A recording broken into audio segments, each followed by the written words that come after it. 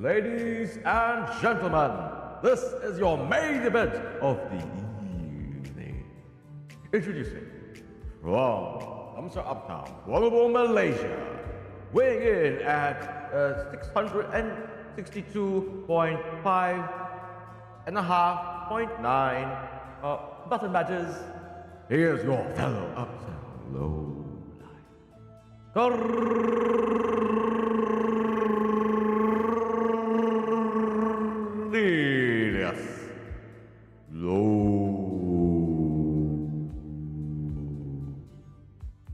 Welcome everyone, welcome. My name is Cornelius, professional wrestler and Butler, Vtuber, at your service. Hope that wasn't too loud for you folks.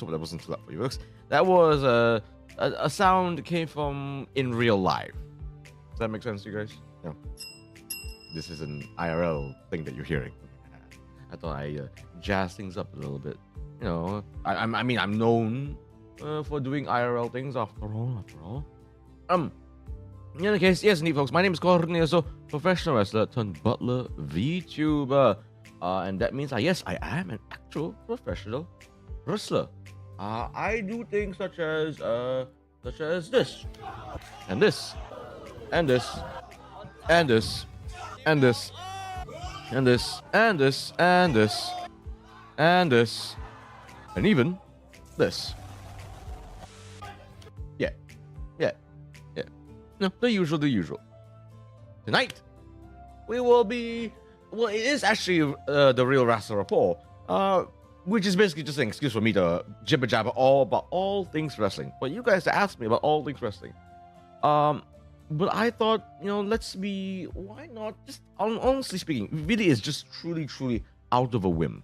Just out of a whim. I thought to myself, let's try to experiment a little. Let's actually have a more focused topic for tonight, because in wrestling there's all sorts of things that we can cover on, and geez, when I tell you that we can dive in deep on these things, not even a joke. So tonight I thought we could talk about all things women's wrestling, which arguably has become bigger than ever. Women's wrestling has existed for quite a long while now, but I would say it's only within the past, I'd say around decade and a half, that it has well and truly elevated itself on a global scale. You guys watch women's wrestling? You guys enjoy women's wrestling? You guys take bathroom breaks? Go to the toilet when there is women's wrestling? Do you?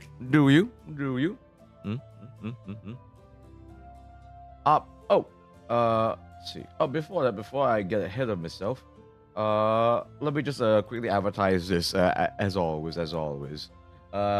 Again, folks, don't forget MyPW New Breed 3 happening May 10th on a Saturday.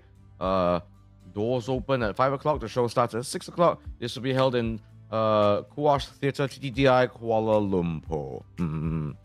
Easily accessible via the TTDI MRT, very central location, so it's easy to get to.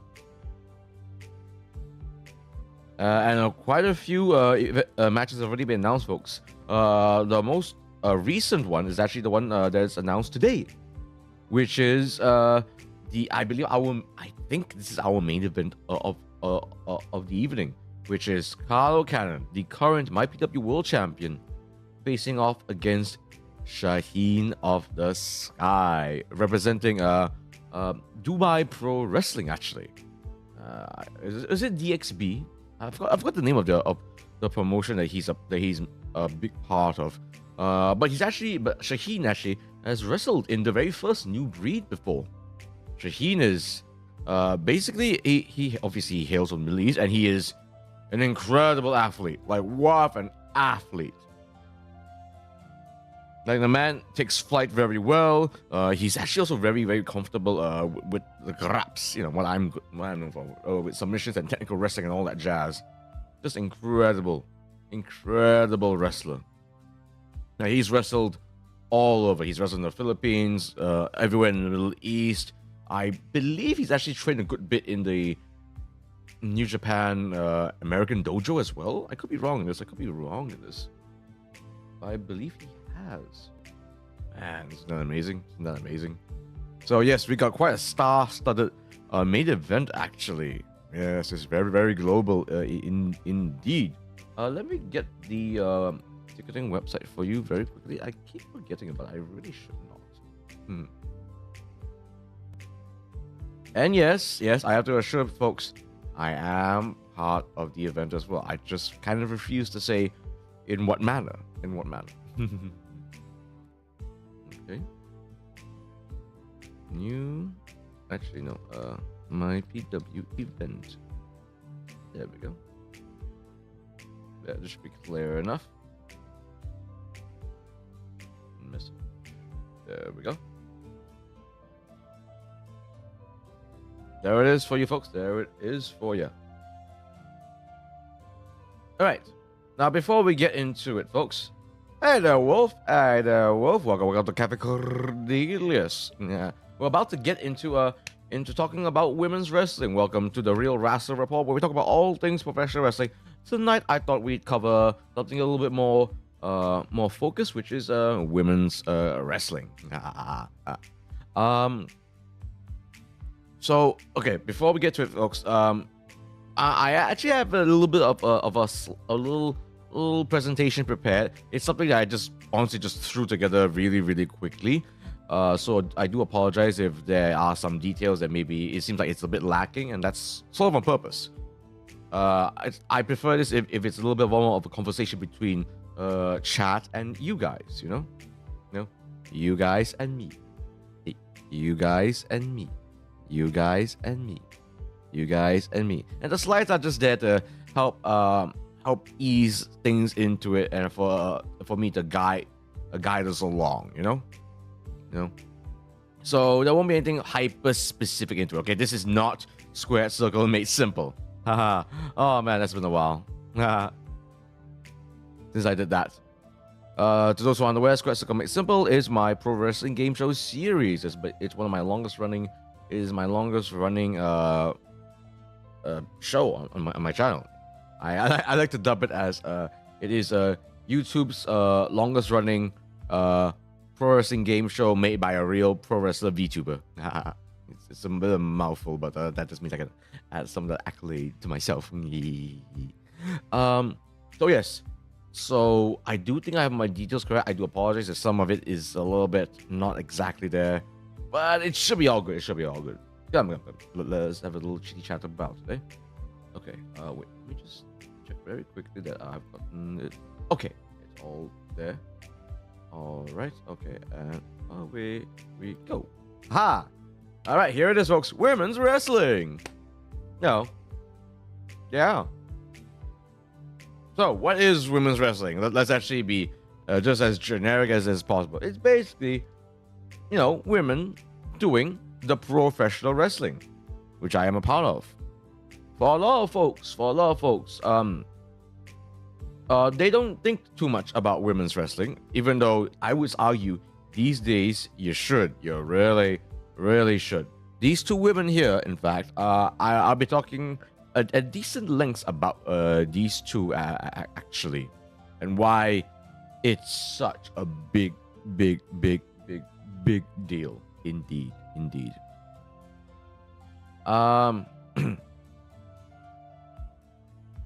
And so basically, it's obviously men's wrestling has existed like more than a century at this rate.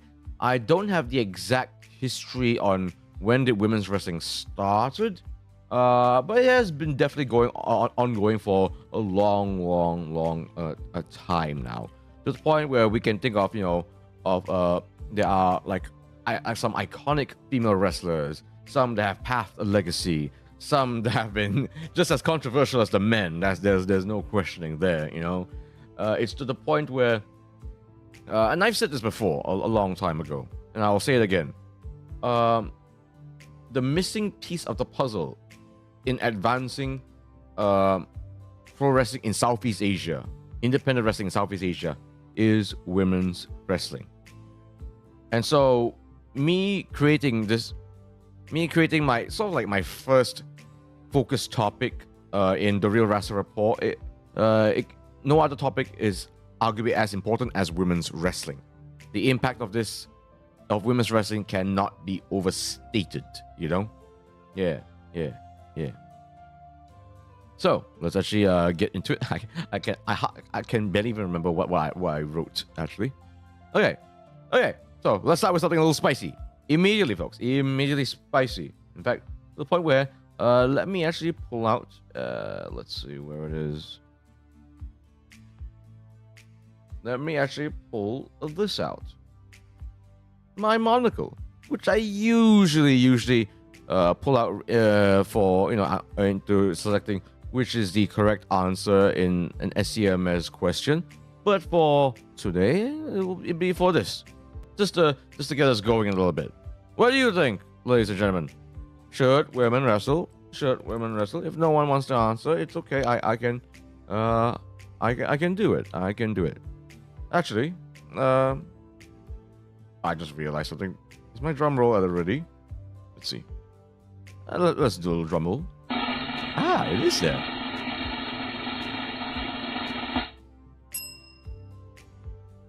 Of course. Women should wrestle. Or rather, they can wrestle. They have the ability to wrestle. In fact, they have the ability to put on matches possibly better than the men's. Isn't that crazy?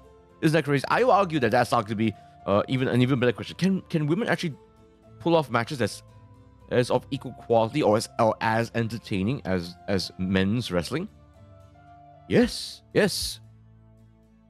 I mean, put it this way. It's kind of asking the question: should women wrestle, like actually like amateur wrestling? Should women do MMA? Should women do kickboxing? All that jazz. Should women do combat sports? If they are willing to do so, why not?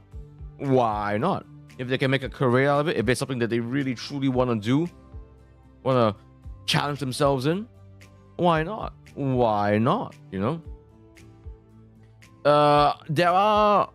want to tackle this almost as a first question, just because I know that for a lot of folks, regardless of your gender, a lot of folks get hung up on this, because there's a lot of and let's face it here, folks, women, there's a lot of preconceptions when it comes to being a woman. I mean, for goodness sakes, there's almost like a lot of expectations and conventions and stereotypes even when it comes to being a female VTuber.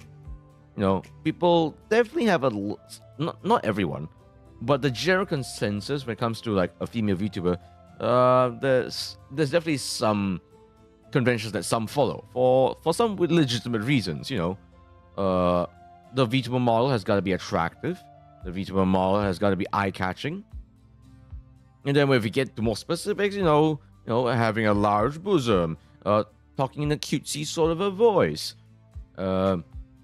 doing particular content that you could argue is of the baiting, of the baiting variety, and I don't mean the kind of bait that involves a shrimp, worms, or even half crabs. And fishing videos are wow.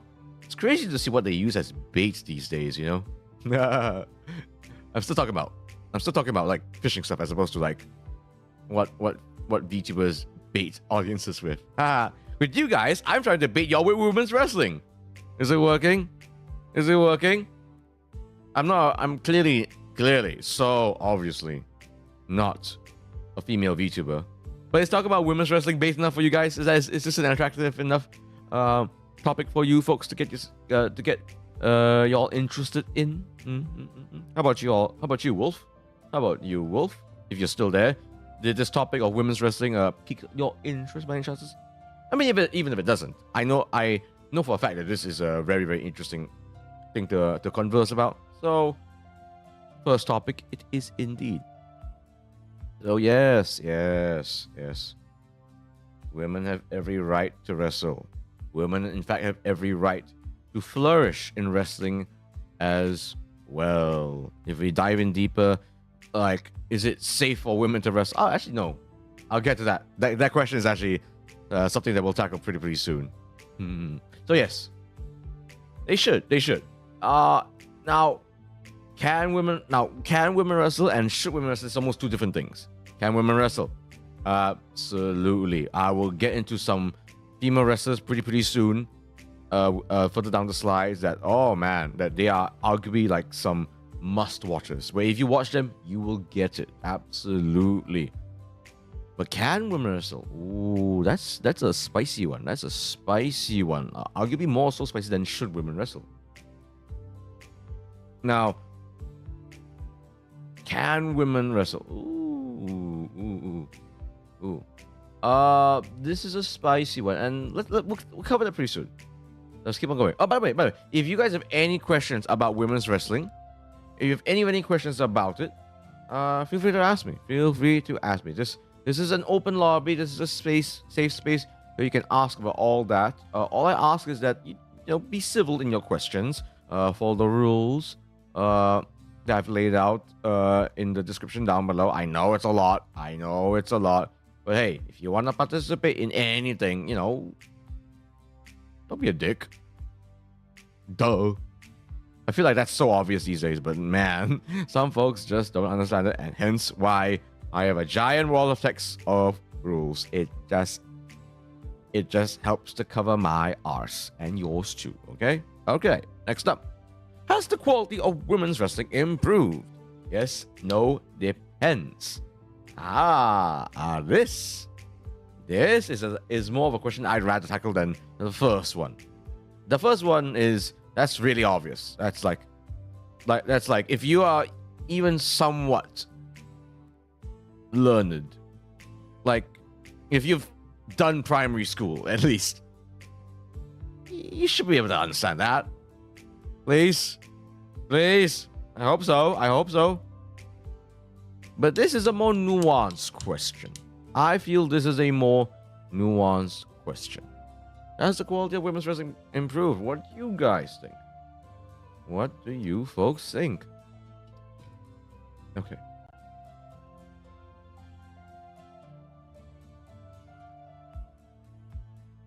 All right. Okay, let me just plug this out. Hang this over my head a little bit. Okay, so let's drum roll this. So, has the quality of women's wrestling improved?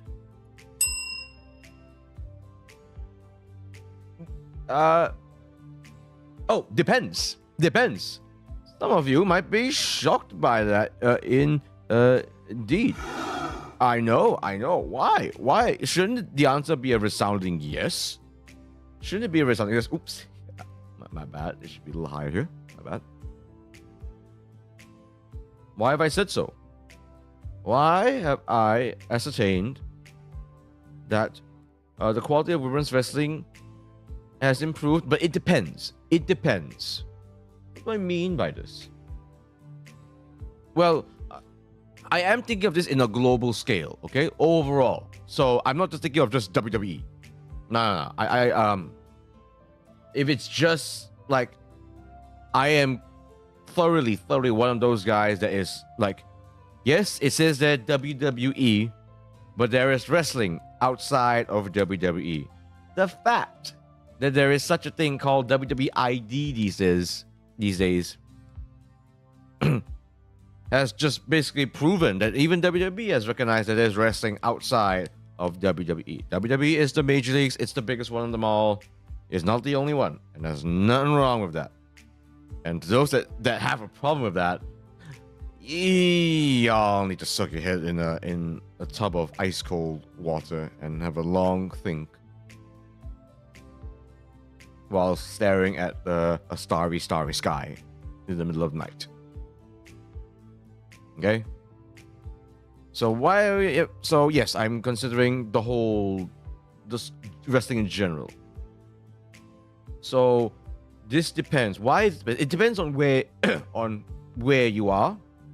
It depends on what company you're at, and it also depends on some pitfalls actually that women's wrestling has recently been encountering as of late. I'll get to the last bit very soon, because that's actually the most nuanced bit here. So I would say overall, yes, it has improved a tremendous amount, but it depends on where you are. In WWE, over the past, I would say 2 decades, 100%. Absolutely, in the past, like especially 15 years, this is in the days of, say, when Paige started off in WWE, when Charlotte Flair and Becky Lynch started off as well. When these particular folks started in WWE, quality of wrestling improved tremendously. You know, they elevated the whole scene. Which is not to say that the wrestling is bad in let's say the Attitude Era or the golden era of wrestling in WWE. You know, women like Trish Stratus and Lita and Jacqueline, not Aja Kong, Awesome Kong. They were amazing wrestlers, but they were not given opportunities. They were not given opportunities to go as long as they should have. Not enough opportunities to really push themselves. Not enough opportunities to really flex what they've got. Were there some interesting storylines? Were there some great matches in those yesteryears? Absolutely. Were they a lot shorter? Yep. Were they a lot less few and far between? Yes. Were they also booked in a way that emphasized more on their attractiveness as opposed to their skills and even character work? Yes. So I'm including all that into women's wrestling as well, okay? So when I'm saying wrestling here, when I'm saying the big W here, I do not just mean like match quality, because that's just a fallacy. Like, if you only see wrestling by just match quality, you are missing the piece of the puzzle. Yes, it's really good fun to watch a match without any context, and see it for just it is, you know, a good wrestling match. But nothing exists in a vacuum, and in wrestling, you cannot afford to exist in a vacuum, you know. So, you know, how you build up a match, the promos that goes in a match, the character work that goes into a match, even stuff that happens after the match is also just as interesting as what happens in the match, you know. So, you know, the vignettes, the promos, the storyline, the non-wrestling side of the wrestling match, all that plays into it, you know. You can't just see it as just the match itself. And you can argue that, especially in the Divas era of wrestling, that was lacking a little bit, you know. But these days, oh man, there's a lot of that. There is so much of it. To the point where, like, women are main eventing. We'll get to that very soon. Very soon. So, women's wrestling. So I mentioned pitfalls, right? Well, when you are getting thrust into the limelight, more so than ever, especially in this modern era where there are some women wrestlers that's, oh man, they are just as like viable, like marketable as the men's, then they will encounter the same pitfalls as booking in men's wrestling. What does that mean? It means that, you know, things like we have a bigger female roster than ever. Okay, we need to have that means we need to allocate potential championships for them. Like, so there are now not just in WWE. There's not just one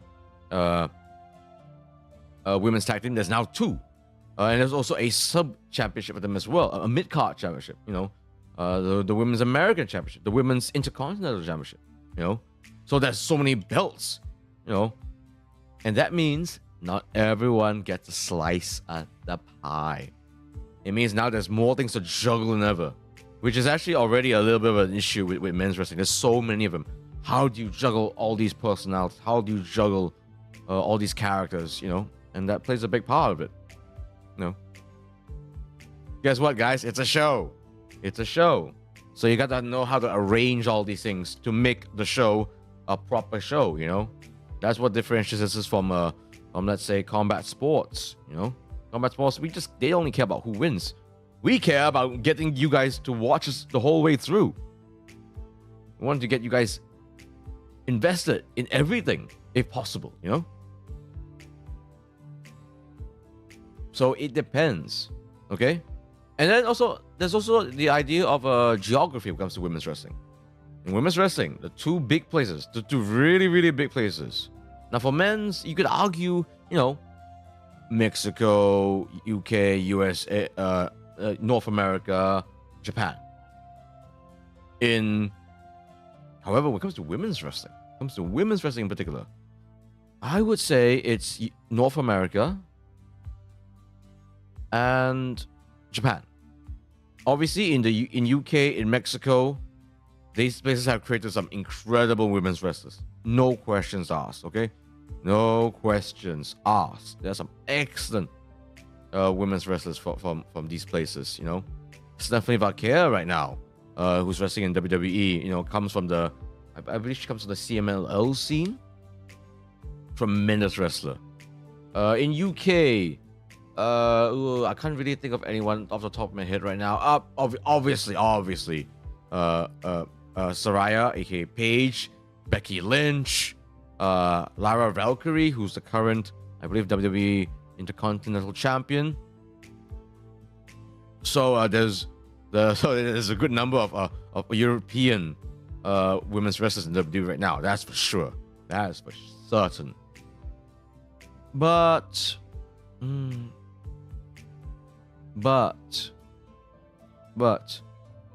I would say Japanese women's wrestling in particular has always been excellent.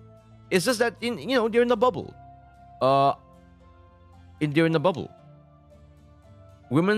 Japanese women's wrestling, Joshi Puresu. I've talked a little bit about this very, very early on when I first started off streaming. A lot of it only really was popular in Japan. There may be some niche interest in it outside of Japan, but few and far in between. It's only been Japanese women's wrestling is only for Japan. That's it, you know. And it has always been good. It has always been excellent. Like if you look at some of the earlier years of Japanese women's wrestling, even just some clips, your minds will be blown at just how hard they go. Gosh, the number of times I saw them, like I swear they land their necks. I've lost count. They will throw their bodies to the wind to the point where like I'm scared for them. Like it's at a level where it will scare most men how they wrestle, honestly. Just throwing their bodies to the wind, you know. So this is like before the Stardom time. This is like I'm talking with people like Chigusa Nagayo, Lioness Asuka, Bull Nakano. The list goes on and on and on. And they've always been good. Just in a little bubble. It's only recently that Japanese women's wrestling has gotten a good bit of recognition. And I will elaborate more on that real soon. So yes, I will contend. It depends. It really, really does. Okay. Let's keep on going. 1 second, let me just check on things. All right. Let's see now. Is it safe for women to wrestle? Have I covered this already? Why not? Let's just tackle it again in case if I haven't. Let's just do it right now, folks. Let's just do it right now. Drum roll, please. Is it safe for women to wrestle?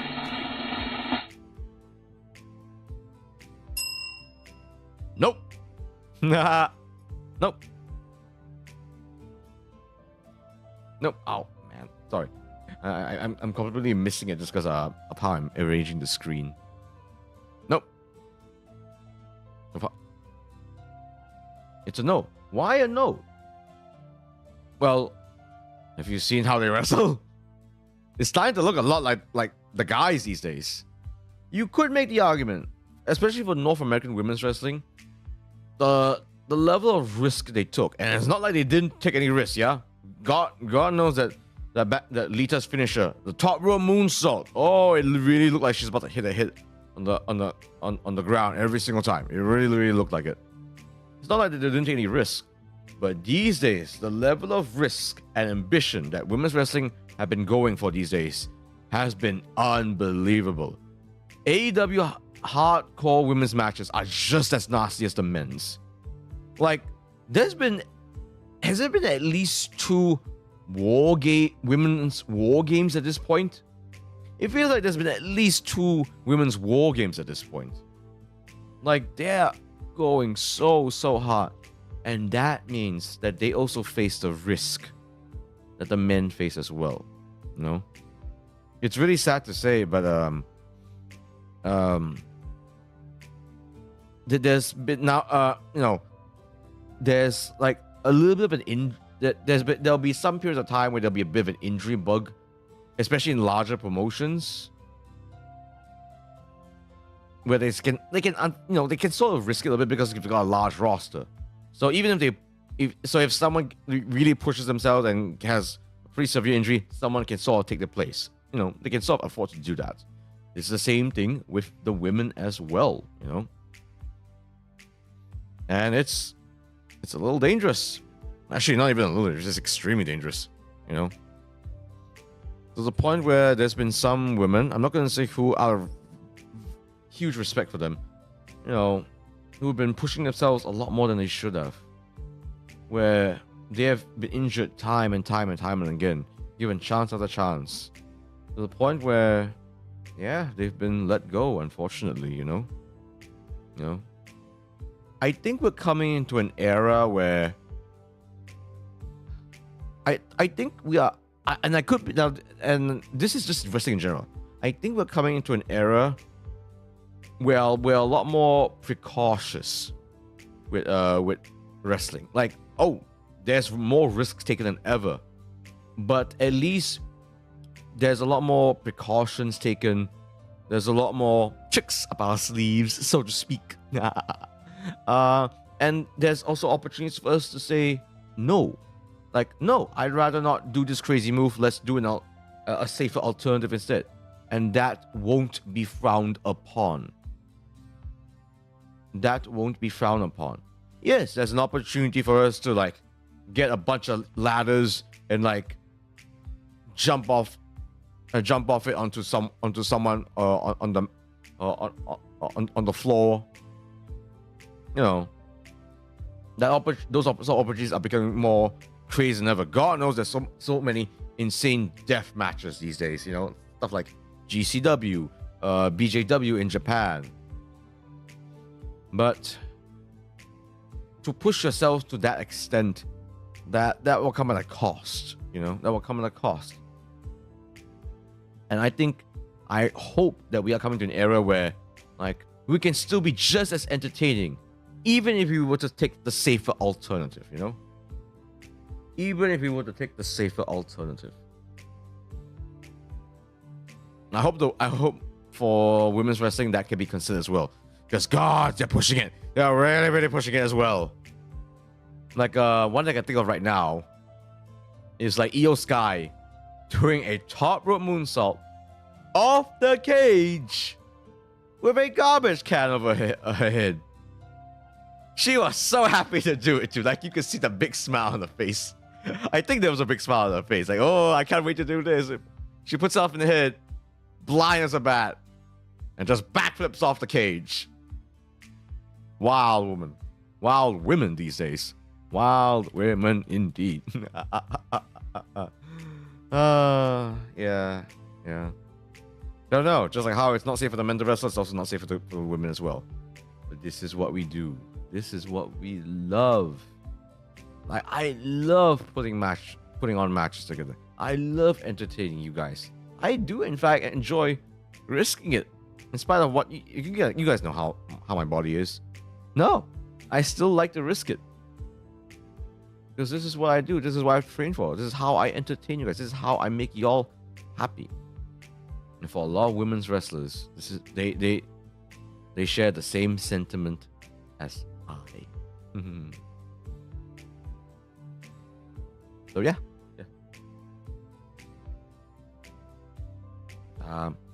Okay.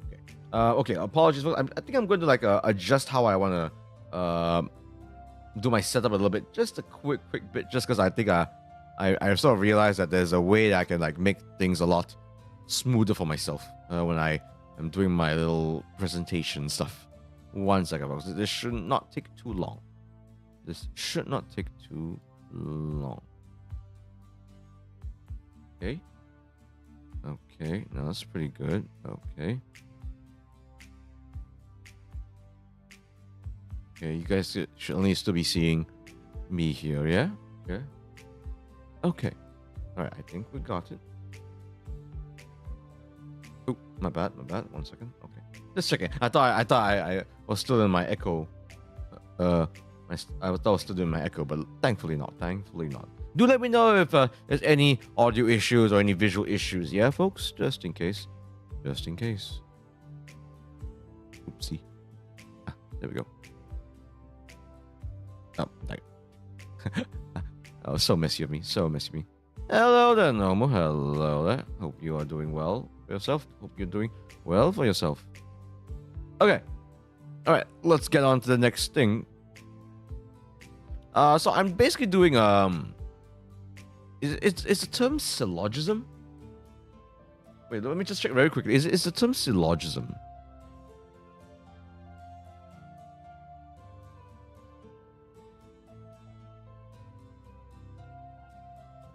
Oh, sort of.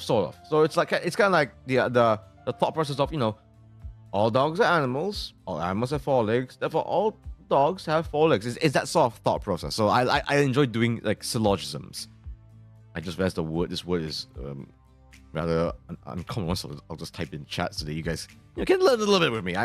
As some of you all know, I'm a little bit of a wordsmith, so I do enjoy these more technical terms.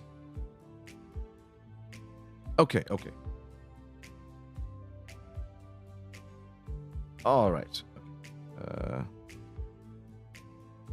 So yes. Okay. Next up. Oh. I forgot about this.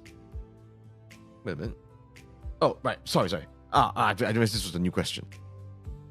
So yes, this is the new question, folks. Is women's wrestling a draw? Yes or no? So when I say a draw, I mean, are they marketable? Are they money? Can they attract an audience? Do people want to see them? Are people willing to pay tickets, top dollar tickets, to watch them? Whether it's subscribing on WWE on Netflix, on Thriller TV, or even getting the opportunity to watch them live. Is women's wrestling a draw? Yes or no? I'd like to hear it from you folks. What do you think? 1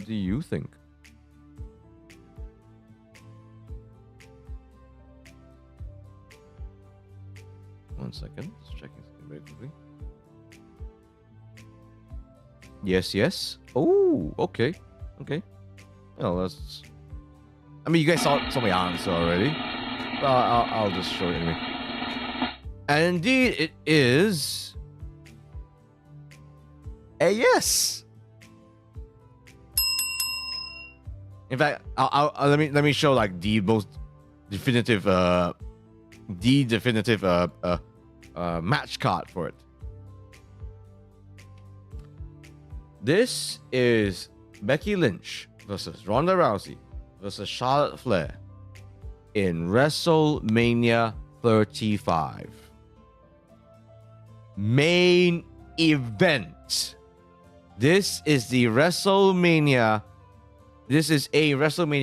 main event. It's one thing to appear in WrestleMania. It's another thing to wrestle in WrestleMania. It is another to main event in WrestleMania. Just like how MMA events, they've got a main event. They've got a marquee card. They've got like the draw. The secret weapon, pull in folks to get people interested. Well, in WrestleMania 35, this was it. This is the first ever WrestleMania women's main event. WrestleMania 35 is like 6 years ago. It's only ever. This is the very first. Is it the last? I'm actually not so sure about it. I can check on that. But this is the first. It is with these three trailblazers. You know, this is a incredibly momentous event for three women to main event the most important wrestling show on earth. This was such an important, momentous event. And all three played their parts. Becky Lynch is like, at the time, she was the man. She was the hottest thing in wrestling in general. Like, she became, like, when she essentially, they tried to make her heel by essentially betraying Charlotte Flair. But people just loved her for essentially doing a Stone Cold. She did a Stone Cold, and for a good period of time, she was the hottest thing. Everyone wanted to see the man, Becky Lynch. No? And then Ronda Rousey, you know, one of the MMA greats, you know, entering WWE in a big way. Like, the fact that she was in one of the very, very few mixed tag matches in WWE, where, mind you, she went up against Triple H in WrestleMania. And literally the first thing that she did when Triple H and Ronda Rousey was in the ring together, she boxed the crap out of Triple H. Obviously, this was back when Triple H was more active. Wrestling, of course. So that was momentous. And of course, Charlotte Flair, just, you know, she's one of those women wrestlers that has held a major WWE title for ages and ages. Like she has like she is basically on her way currently, you know, to tie with her father, the legendary Ric Flair, with a number of times she's held the WWE Championship. So these three were like just some trailblazers, you know. Actually, let me check right now. Let's check really quickly. WrestleMania 35. This should be 35, I believe.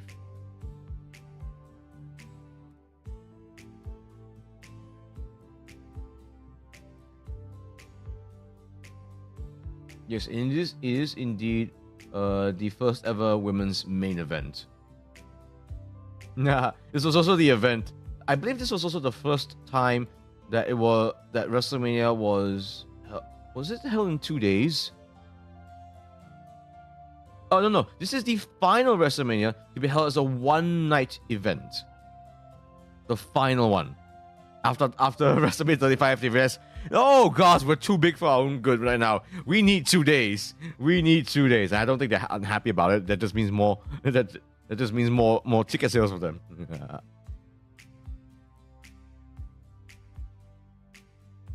Yeah.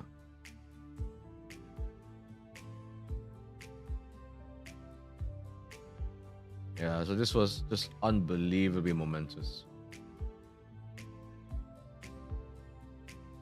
In fact, WrestleMania 35 is just it's just incredibly watershed. Like, is like I you guys have heard me talk at lengths about WrestleMania 40. And of course I did. But you could argue WrestleMania 35 is also arguably just as important. And I think you guys can very easily check it out now on WWE. I believe. You know what? Let me do it right now. Let me do it right now. Let me go to Netflix and see very quickly for you guys if you can actually watch WrestleMania 35. It's real quickly. Okay, let's see this. WrestleMania 35.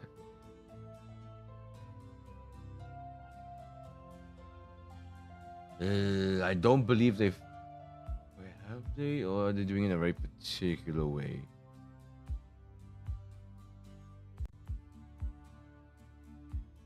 No. Okay, wait, no. Okay. Oh, yeah, it is. Yeah.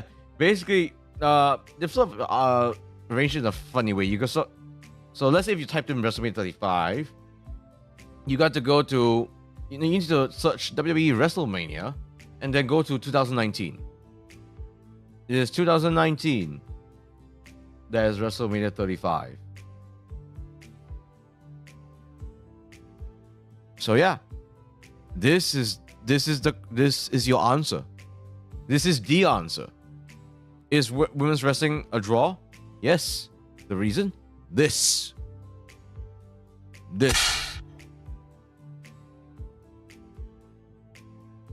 Women's wrestling appeared on the grandest stage of them all in the main event. You know? Women's wrestling being featured in WrestleMania, that's not too strange. But for them to main event, and mind you, this wasn't some token thing either. Charlotte Flair has been, winning her championship multiple times. Ronda is just a mega star at during that time. And Becky Lynch, in particular, like, she genuinely went viral.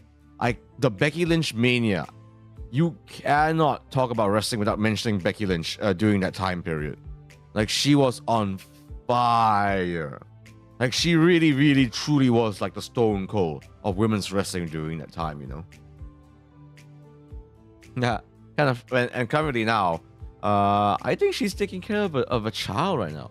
Outside of some media appearances, which has been quite fun, quite interesting, very charming, she has not returned to wrestling just yet. I think. I don't know if she. I believe she's not done with wrestling just yet. I hope so. Because she's a very, very good wrestler. Like the last match I saw Becky Lynch, no, it was Rhea Ripley versus Becky Lynch. And mind you, Becky was wrestling with apparently, was it a fever? A pretty severe fever. You didn't look at it at the time, but man, that was a good show. That was a good match. And again, WrestleMania 40. I believe they opened WrestleMania 40 Night 2. Yes.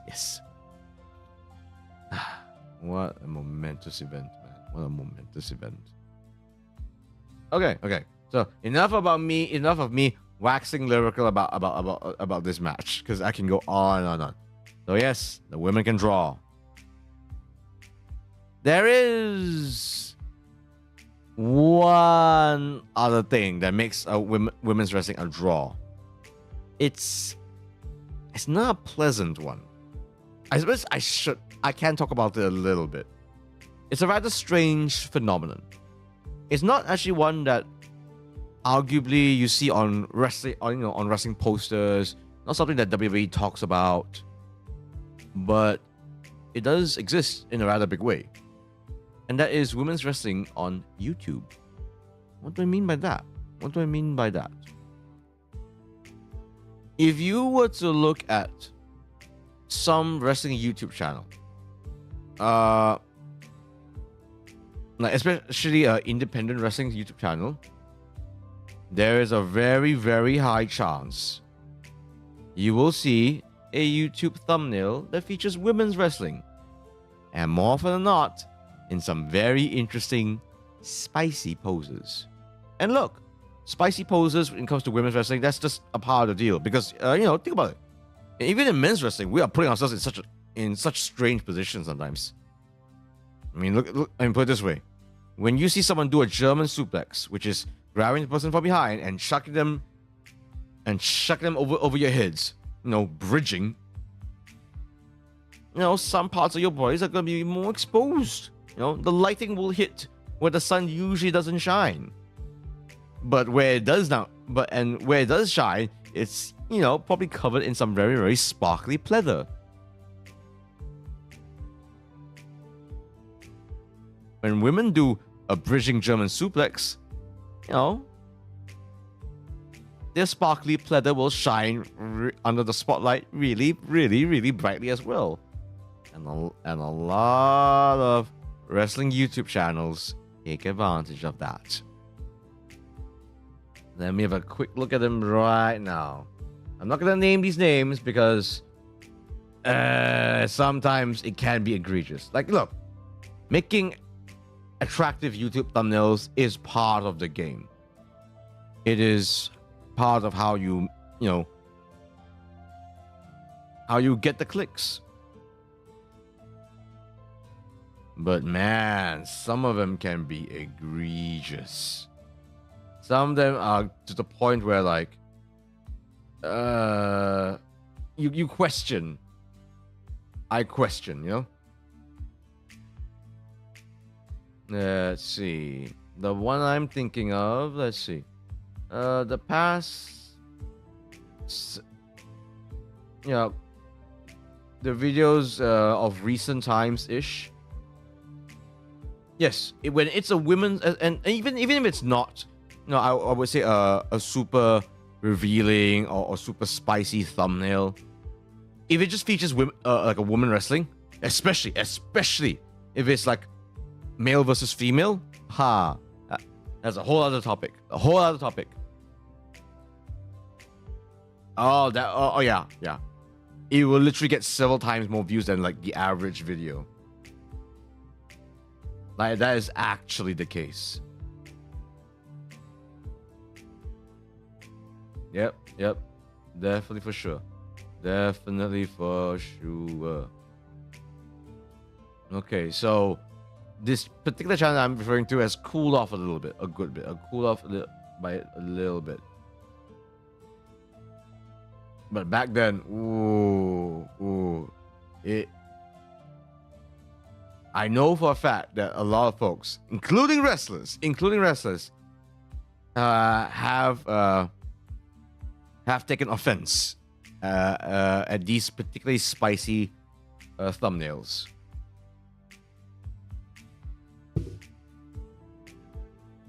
And here's actually a decent question.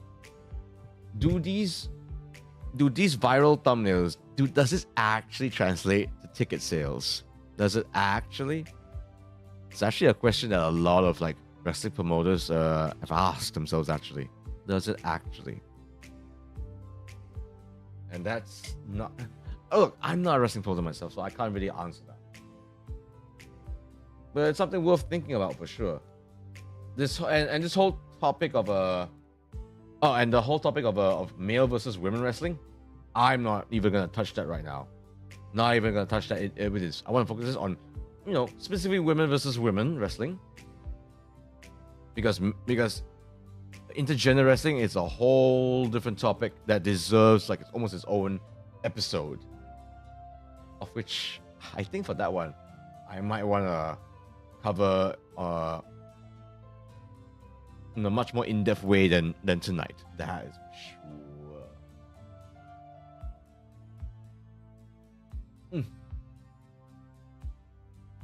All right, let's keep on going, folks.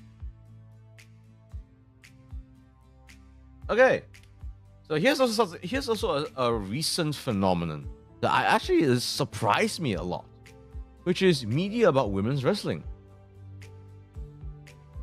Within a span of 10 years, there is a surprising amount of TV shows or movies about women's wrestling, specifically about women's wrestling. For at the leftmost here is The Queen of Villains, which is a Japanese Netflix show. Queen of the Ring, is a feature film. Below, TV series. This is at least 3. There's more. I know there's more. Why are there so many? Is it because it's a spicier topic, especially when it comes to women's wrestling? Is it because it explores like very niche and underground aspects of pro wrestling that filmmakers could sink their teeth into? I don't know. But the fact is, it's a lot of it. Like Queen of the Ring has it already been released? I believe it's already been released, and there are some actual women's wrestlers involved in it. Actually, all of these do, for the matter. And hey, look.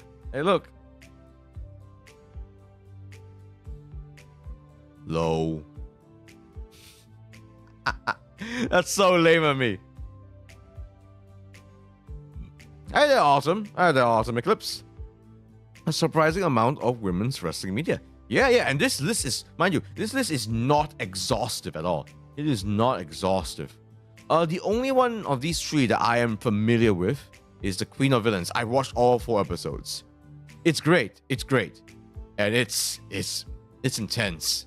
And it gets surprisingly bloody. Like, I say bloody because okay, this is gonna be such a spicy take by me. Oh, and welcome, Takakazuki. Yabai indeed. Women wrestling, especially fictional women's wrestling, as opposed to real fictional women's wrestling. Oh, no, my head hurts now. No, because technically, pro wrestling is already sort of fictional, but then this is media about women's wrestling, and so this is fictional, but a lot of this is based on real life. Like Queen of Villains is basically a dramatization of a real life person. The Queen of Villains, the main character is Dump Matsumoto. She's a real life wrestler. This is a semi-autobiography. A lot of things were definitely more dramatized and stuff. But I can definitely safe to say, especially based on my own personal experience, a lot of the stuff that's happened, they've toned down. And then they've dramatized a few of the things. Hello, there's you, my lovely moderator. Welcome. Glad you're here. Why are all y'all showing up all at once, all of a sudden? Is it because I it's past 10 now, and these days I usually stream only after 10 o'clock. That I caught y'all off guard by streaming at 9. I do apologize. Like, I'm just testing out the waters. Like, your clickbait work at some point. Yeah, the power of clickbait. I was just talking about that. I was just talking about clickbait and how much of a necessary evil it is. But hopefully not in a way that makes me come off as skeevy. I think. I like to think I would sort of the thumbnail I made for this. You know, it's me showcasing women's wrestling, and I also am posing a question to you guys. You know, I have an image of quality women's wrestling, and I wrote there Renaissance ? So I'm presenting a question to you guys. I'm piquing your curiosity as opposed to piquing your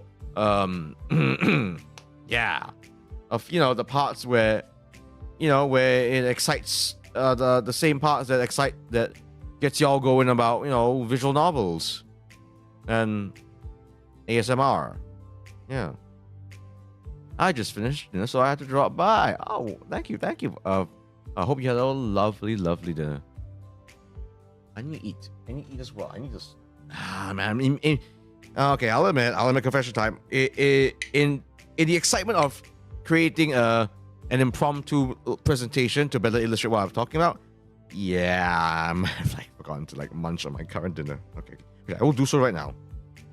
Oh, why is this fish spicy? Okay. So if I'm not wrong, Queen of Villains semi-autobiography about Japanese women's wrestling. Like this one, for me is was one that really caught me by surprise because I did not know about Dump Matsumoto at all. Her contemporary Bull Nakano, I know about her just because she was a bigger presence in WWE. Matsumoto, I had no idea. And I did not realize just how influential she was. Like, to the point where she was as influential as Chigusa Nagayo? That name I know.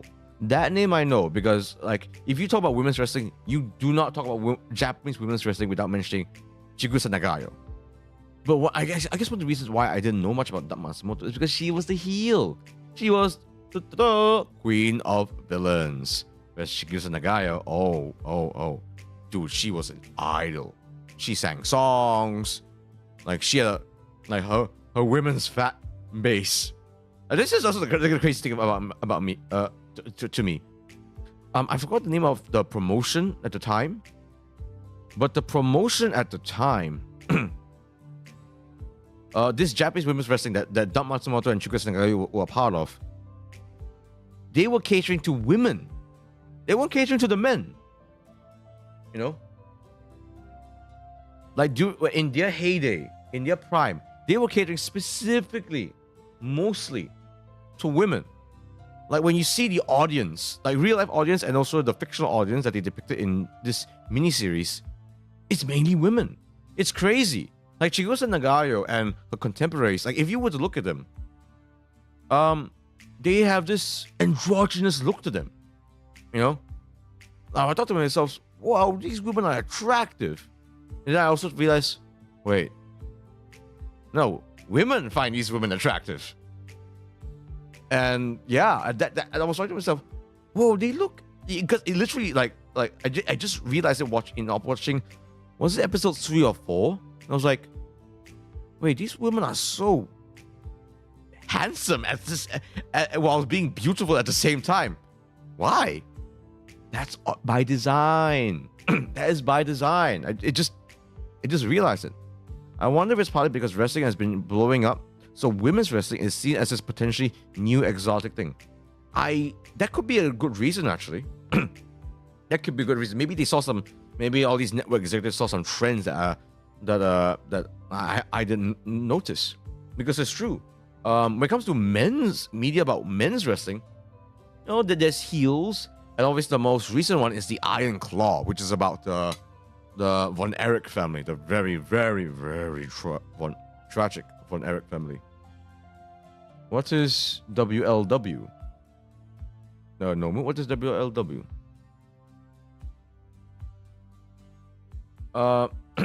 So I guess in order to see a more interesting niche, here you go, women's wrestling. This is like a niche. It's sort of seen as a niche within a niche. Although these days I would argue, oh man, men's wrestling, women's wrestling, equal these days.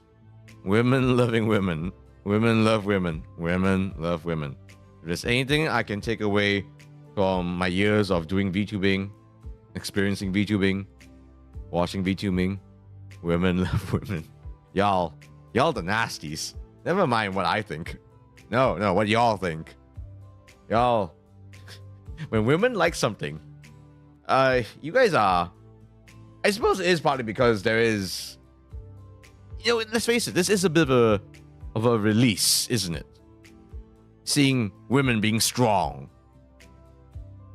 Like, it's one thing for a guy to love strong women. Oh, y'all nasty. Y'all nasty. I mean, jeez, look at Mildred Burke, the main character of Queen of the Ring. Look at them biceps. I want those biceps. How did she grow those biceps? I want to know her fitness routine. And of course, Glow, which is very much about 80s female wrestling. Especially back in those days of the 80s, early 90s, 70s even. These were what we call the territory days. This was the days when, you know, it wasn't fully televised just yet. It wasn't like just one major conglomeration like WWE or WWF at the time. It was split into smaller promotions, and these promotions were doing well for themselves, you know?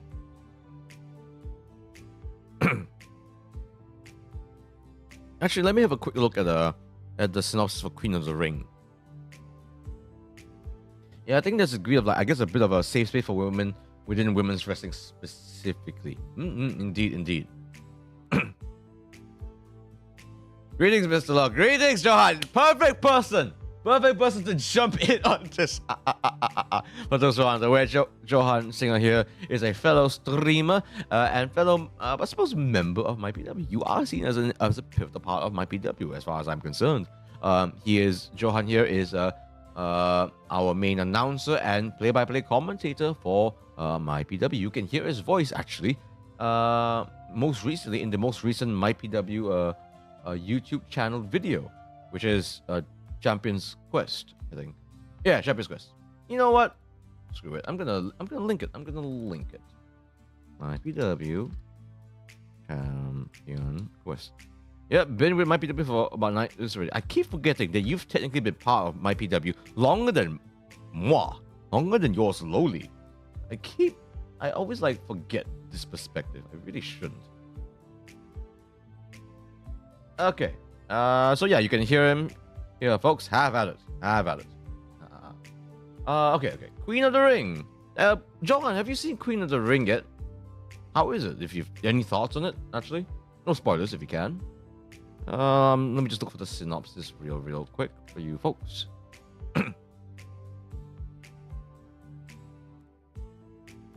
Not yet, but I heard about how good it is. I wonder if it'll be released where we are. I would hope so. I still haven't seen the Iron Claw yet, unfortunately. Plus, plenty of cameos from actual wrestlers as well. Indeed. Let's see. It says here, the film chronicles the life of revolutionary female wrestler Mildred Burke. In an era where women were barred from the ring, Mildred Burke shattered every rule in the book. A single mother with unstoppable grit, she fought her way from underground matches to the pinnacle of professional wrestling, becoming the sport's first $1 million female athlete. Defying skeptics, opponents, and a system determined to shut her out, Burke carved her legacy as the longest reigning champion in history, proving that the fiercest battles aren't just fought in the ring, but against the world itself. I don't remember Iron Claw being shown here, though. I could be. I think Iron Claw was shown in Malaysia, in cinemas is what I mean. I believe it is. I believe it has.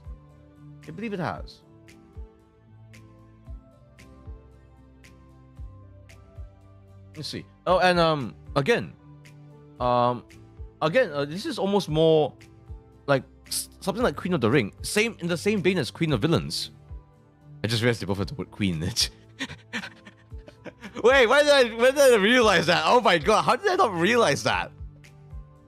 They both have the word Queen in them. Okay. Why did that just hit me? Why did that just hit me like the greatest sea spray ever? Dump and Mildred are absolute queens, to be fair. Indeed. But it just hit me. I dare say you've watched all of Queen of Villains already, right, Johan? I dare say you have. Oh yeah, I forgot to talk about my hot take when it comes to these wrestling media stuff.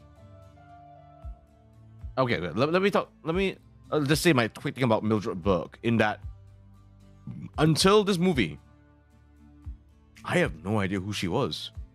Like Dam Matsumoto, I had no idea who she was. Because for me at the time, especially my earlier years, it was WWF or TNA. I did not know about indie wrestling until a little bit later, thanks to TNA. But women's wrestling, yeah, I didn't know anything, because WWE at the time, WWF at the time, no, I don't think they really talked much about women's wrestling legacy, right? It feels like it just started with Trish Stratus, maybe a little bit of Fabulous Moolah, maybe a bit of Mae Young. That's it. Like when I think of like older women's wrestlers, I think of Mae Young and the Fabulous Moolah. That's it. I did not know anything about Mildred Burke or Queen of Villains.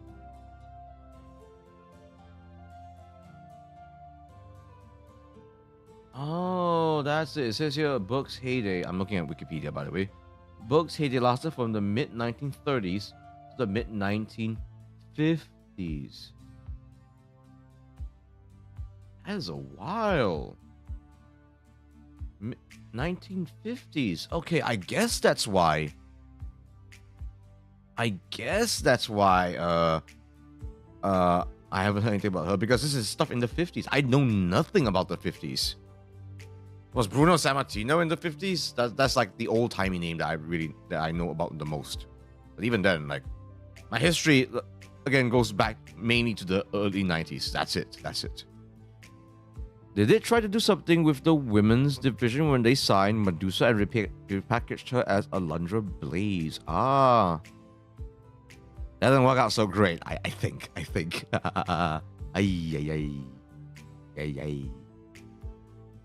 They even brought in wrestlers from AJW and a few other Joshi Pro Wrestling promotions, culminating in a match at Survivor Series 95, which was a fun watch. Ooh, that's good to know. That could be a good study, actually. Yeah. So I mentioned that Bull Nakano. One reason why I knew Bull Nakano over Dump Matsumoto was because she actually came in, was of decent prominence in WWE. Oh, jeez. So yeah. Really surprising about this one. What are your thoughts? Actually, do you guys know about any other women's wrestling shows, actually? Women's wrestling shows? Anything of the sort? I mean, if you want to include, like, the one that is, like, just in general, like, there's heels. I know it has women's wrestling as well. Besides that, I can't think of any right now. I think. Dang, not that I can recall. I mean, the fact that I can list 3 right now is already pretty remarkable as it is. Okay, let's keep this going. So yeah, I'd say the thing to really check out right now is Queen of the Ring, and I believe Queen of Villains is still available on Netflix. I know there's a Mayu Iwatani biopic coming out, unless it was already. Oh, good point. No, that's a good shout. Actually. I forgot my hot take. I keep forgetting about my hot take. Okay.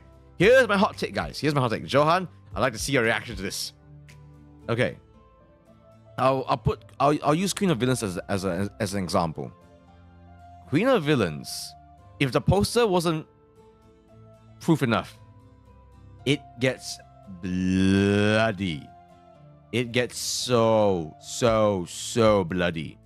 To the point where I'm like, was it actually this bloody, like, in the real wrestling matches?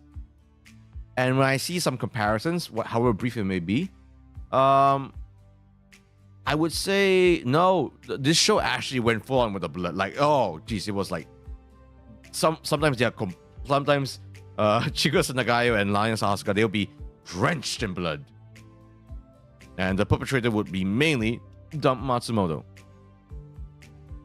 But when it comes to the quality of wrestling, obviously, a lot of the people that play this, they are actors first, wrestlers maybe second. They probably went through a decent bit of training. Absolutely.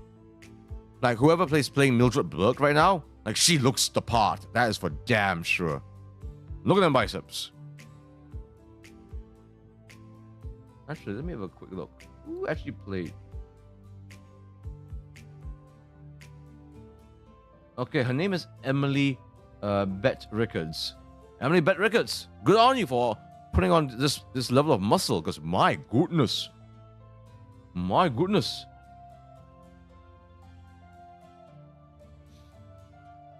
But yeah, as someone who's been watching wrestling since he was a kid, yeah, the wrestling is like, it's okay.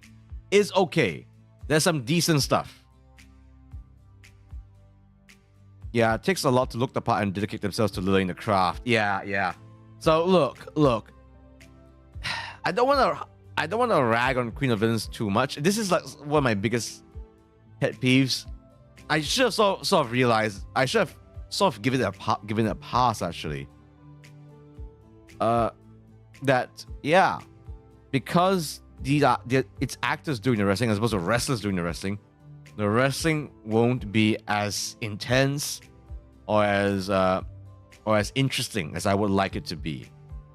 Like, I was wondering to myself, especially by episode 1, wait, it feels so like I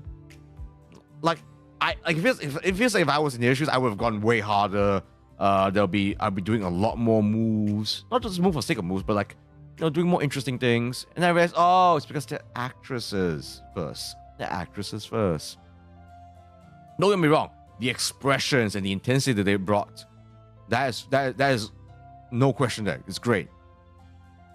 Would I have liked to see some spot monkey spots? Yes, I would have. Because when I saw the actual clips of the matches, oh no, Dump can go. Chigusa Nagayo, I've seen some clips of her before this. No, she can more than just go. Oh, like on a level that like it's impossible for the actresses to even replicate, to even attempt to achieve. Hence why they held themselves back. They have to hold themselves back a lot, because if they were to even try, they will break something. Like to try to wrestle like Chigusa Nagayo at her level, no. So in that sense, it's understandable.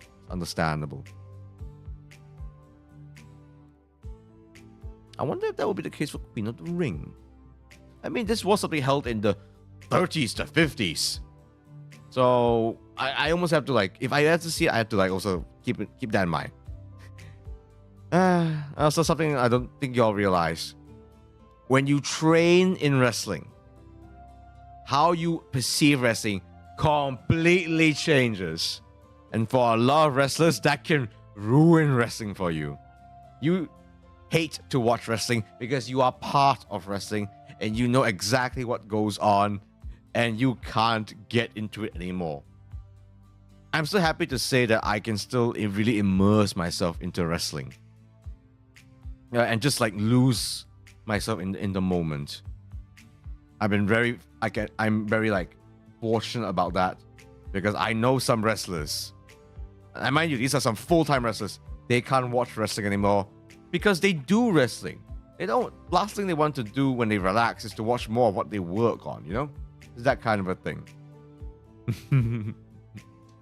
Yeah. Okay, let's move on from this. But yeah. It's amazing that there's so much media about women's wrestling, indeed. Oh, this is a good one. Will I talk about women's wrestling in Southeast Asia? As in, like, right now. Yes or no? What do you guys think? What do you guys think?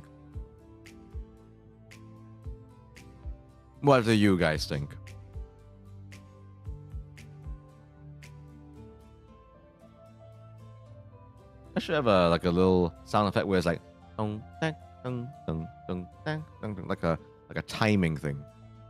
In the meantime, I should really munch on my dinner. Okay. Does those happen at dinner yet? Come, munch with me.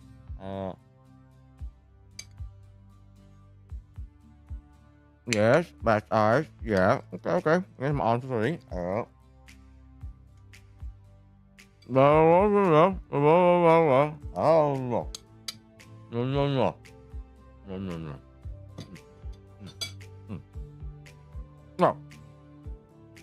One more. No. No. No, but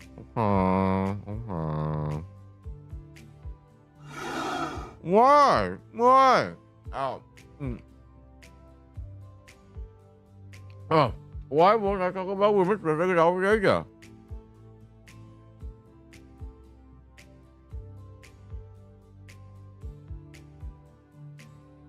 No,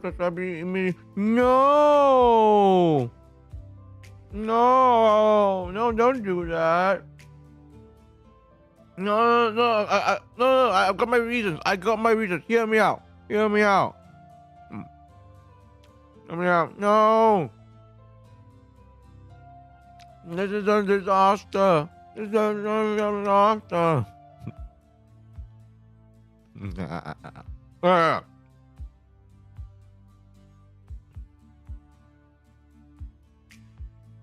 No.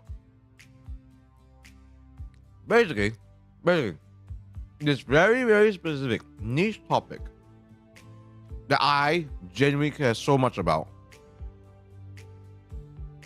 I'm not going to talk about my fellow Southeast Asian wrestlers who happen to be female just yet, at least in depth. It's because I want to dedicate a whole episode to them. If I can do the real wrestler report that centers on women's wrestling, I can do an entire episode on the real wrestler report that centers on Southeast Asian women's wrestling.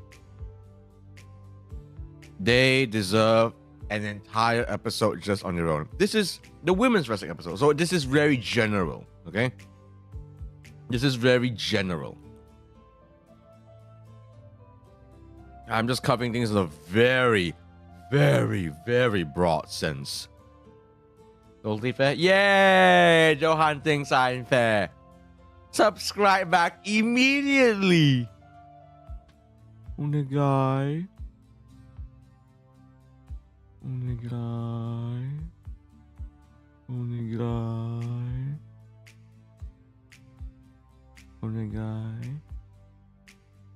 Fine. Yay! Yay!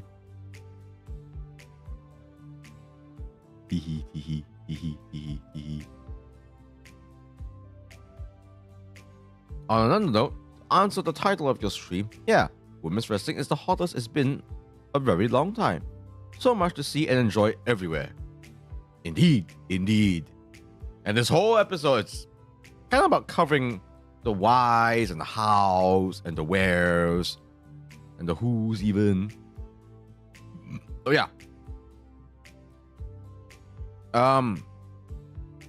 It's taken us a while. It's taken women's wrestling in Southeast Asia a while, but I'm happy to say, and yeah, I'll talk a little bit very briefly about them, that there's been decent progress for sure. In Malaysia, in APAC wrestling, for instance, there is not one, but two women's wrestlers now. Her name is Cassidy Knight, and of course everyone knows North Phoenix Diana. And in Philippines, oh, remarkable AF. In Puso Wrestling alone, there's at least 5 women's wrestlers. 5 of them. In Rapport Max, there's like, depending how you want to see it, there's like 3, but I know for a fact they are training that. This is actually also something really remarkable. In Rapport Max, which is a wrestling promotion in Singapore, they have I believe the only Southeast Asian women's exclusive wrestling class. Rapport Max Pro Wrestling has the only Southeast Asian women's exclusive wrestling training class. It is the only one where everyone are women. The coaches are women, the trainees are women. So it's like a women's only gym in that sense. And I completely understand why for some women that is a make or break thing.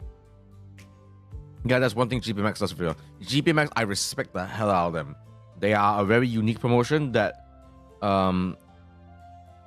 puts them, they are very targeted with how they do their business, and it's paying for off dividends for them, because they can boast that they have a lot of female trainees, which is such a rarity in Southeast Asia. Such a rarity.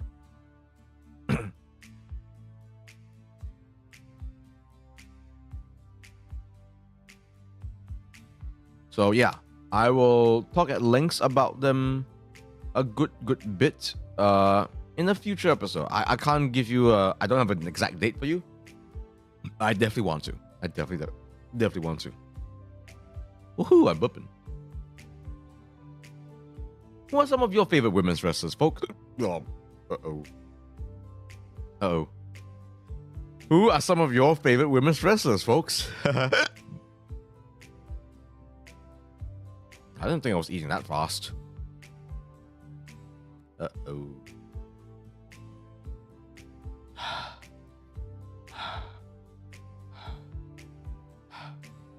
Okay. I think I'm good. At the moment, Tam Nakano and Io Sky. Ooh, those are some good choices. Good choices, all of them. Because women are very poggers. Ah, yes, this goes back to the older days of women love women. Women love women. I would say Mariah May is up to two. Ooh, good choice, good choice. She's been doing some excellent work so far. Excellent work. Okie dokes, let's keep this going. Oh, we're coming to the section of influential female wrestlers. Mind you, this is in my opinion, and this list is very, very, very non-exhaustive because there really has been a lot. There really has been a lot. These are the ones I suppose you could argue this is almost based on my experience. I should put it like a parenthesis, IMHO parenthesis. I like how IMHO, which stands for in my honest opinion, it also looks like a funny way to write IMHO. Sorry, that's very immature of me. I apologize. Women are sorry. Women are sorry. Okay, so if you want to know who are some of the trailblazers, the ones that really have elevated women's wrestling in general, okay? So keep in mind that, yeah, I'm talking about in a general sense. So when I say that, I do mean like on a global scale in that sense. Trish Stratus is up there. Trish Stratus was there in an age where women's wrestling was more of a backseat sort of a thing, but she was still got herself like very, very over. No, put on some surprisingly, put on like quality wrestling. In fact, you could make the argument that if prime Trish Stratus was here in the current era of women's wrestling, not to say that she'll be right up there in the top of the cards, but she would have fitted in perfectly because she was that good, you know. Same thing with Lita. Lita was seen as like the edgier version of Trish Stratus. If Trish Stratus was squeaky clean, no blonde bombshell, the sort of like the prototypical look that WWF was looking for in terms of women's wrestling, Lita was the bad girl. Lita was with the Hardy Boys and Edge, depending on when you see it. But she was a risk taker, like I said. Freaking top rope moonsault that looks like she was about to smack her head on the ground every single time. But it was amazing to see, you know.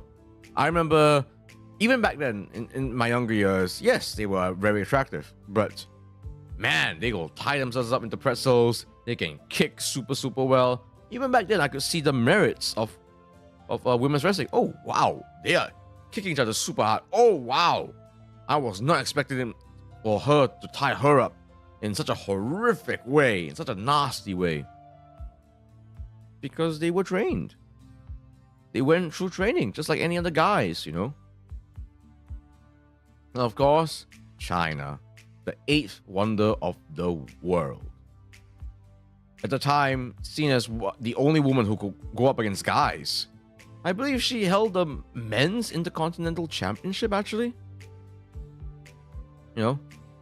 You could argue China's inclusion here might be seen as a little bit of a spicy one, but I think there is really no question that she really was that influential. She was seen as like someone that broke barriers and boundaries and backs, for the matter. Yep, she did, breaking Jeff Jarrett at No Mercy. Was it actually Jeff Jarrett? Jeez, Jeff Jarrett has been at this forever.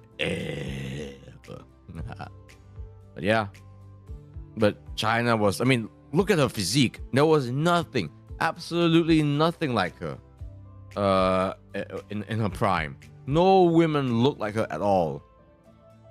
I say that, but it was also some folks like Victoria, I think. But I mean, again, it was mainly China who was like seen as like super marketable, you know. And so this section, so obviously it can't be just 3. You kidding me? You kidding me? So this is sort of like influential female wrestlers in the modern era. You know, in the modern era. So these are some women wrestlers. Like if you're wondering who are the ones that you should check out, these 7 are like for sure, you know. and mind you, very non-exhaustive. Like I could have easily have included like AJ Lee here. It just came to my mind. AJ Lee could have been in this section here as well. But again, so many. There's only so many I can put here. Okay, like I said, I made this presentation on a whim. But I must mention Asuka. You can make the argument that, you know, Bull Nakano was influential, but but when it comes to Japanese women's wrestlers that really did actually pave the way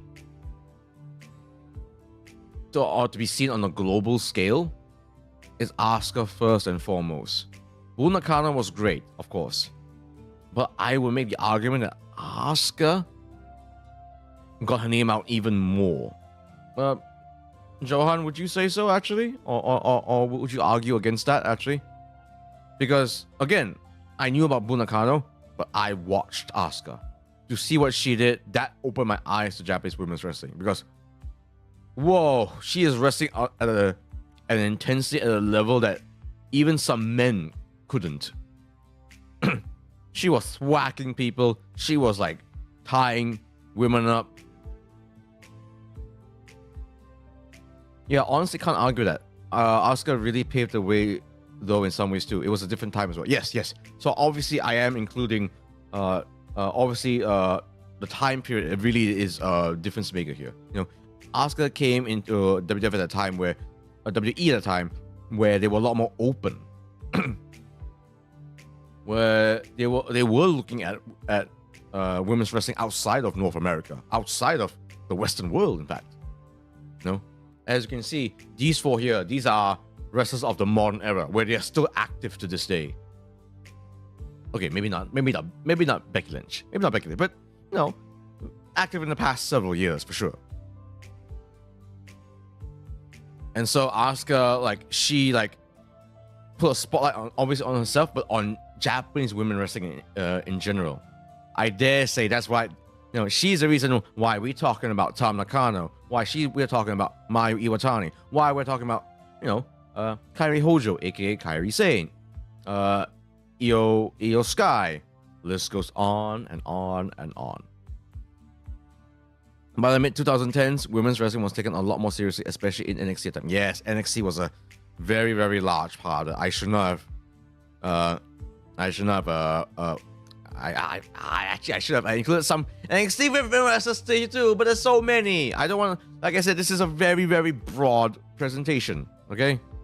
Very, very broad. Becky Lynch was part of the NXT Renaissance, women's Renaissance, right? I think. And then, of course, mommy herself, Rhea Ripley. We talking about women love women? There is no other wrestler that has defined women love women than Rhea Ripley. I believe, I dare say, that Rhea Ripley has done more in getting women into watching women's wrestling than most others.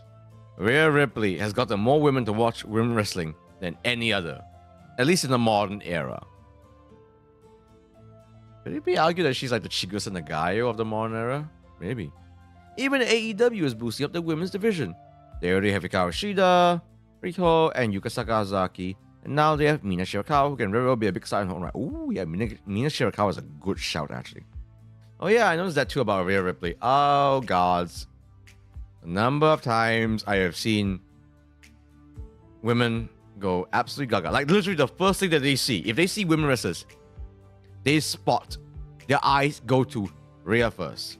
The black leather, the incredibly huge frame, their muscles, the black lipstick, that gaze that she's got. Oh, gods. Yeah, she's called mommy for a reason, indeed. She is called mommy for a reason. Like, I remember when she started off the Mae Young Classic. Yeah, she looked like a blonde bombshell, like what WWE, you know, prototypically liked. And she started to evolve herself into, you know, dyeing her hair black, wearing more goth makeup, looking like the ultimate biker woman. and she became just unbelievably, like, just such a badass. I was about to say the exfoliator, but that's wrong. Not the eradicator. The eradicator, not exfoliator. She is not exfoliating your hair, folks, okay? She is not doing exfoliating, she is eradicating. Her opponents, I mean. I have been seeing way too many Rhea Ripley cosplays these days too. She's super influential in the current age. Help that she's amazing at the read too. Yes, there are so many Rhea Ripley cosplays. So many. It's hilarious. And yes, she's actually like, she's right up there with all of these women. She is right up there. Like not only does she have a great look, and unfortunately there is such a thing as having a great look, but having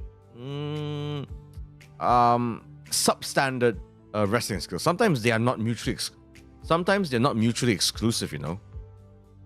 Sometimes they are mutually exclusive. I mean, Rhea, oh no, she is as gorgeous as she can get it.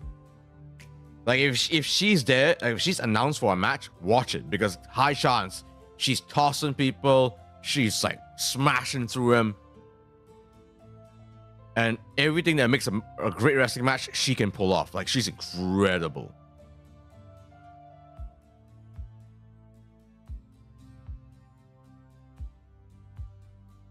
So absolutely, Rhea's there.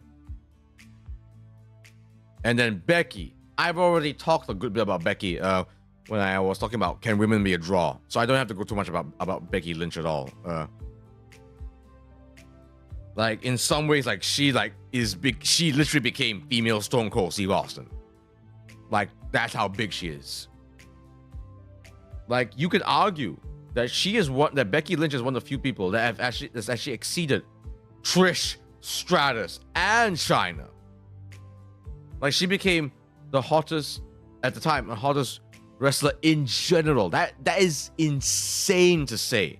If you were to ask anyone that before the mid 2000s, that has there ever been a wrestler, a female wrestler that has actually been bigger than the male wrestler, they would have said, nah, not really. Until Becky Lynch. She really was insane.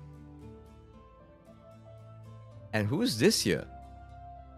Everyone that I added here, they've been WWE people. But I realized, like I said, as I've mentioned earlier, there is wrestling outside of WWE that always has been. It's only recently that even WWE has acknowledged that. And they can't help but acknowledge it because of AEW. And one of those flag bearers right now is Timeless Toni Storm. This is the one that you might not know, but I can almost guarantee you. For me, this is the wild card here. I didn't write here most well-known female wrestlers. I wrote here most influential female wrestlers. I dare say, this is a little bit of a hot take by me. We're not seeing it right now, but Timeless Toni Storm is going to be one of the most influential female wrestlers as time goes on by. Honest to God, Timeless Toni Storm is one of the absolute greatest things in wrestling today. And that is genuinely, by Johan, not an exaggeration. That is not even a hot take at all. A hot take is putting her alongside all these amazing women. It's because I don't think she's hit the prime just yet. She's already done some absolutely incredible work. Why did I wrote here her? So why is she influential? Asuka, pioneer of putting a spotlight on Japanese women's wrestling. Rhea Ripley, attracting a whole new demographic. Becky Lynch, just being the hottest thing ever in wrestling. Toni Storm, being one of the greatest characters in wrestling in general. Before this, Toni Storm was completely different. She had this like rocker gimmick that was actually great, you know. That was very intense. It really suited her very well. She wore the backwards cap. It was great.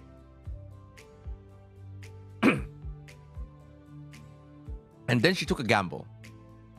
Why did she take this gamble? I am not too sure to this day. But she took a gamble and transformed herself into timeless Toni Storm. Essentially like a ye old timey Hollywood diva actress type, you know? Like something you will see during the Mildred Burke days in the 1950s. Something like a Marilyn Monroe type. She speaks with instead of speaking with a native Aussie accent, she speaks with a transatlantic accent. And she is a ham.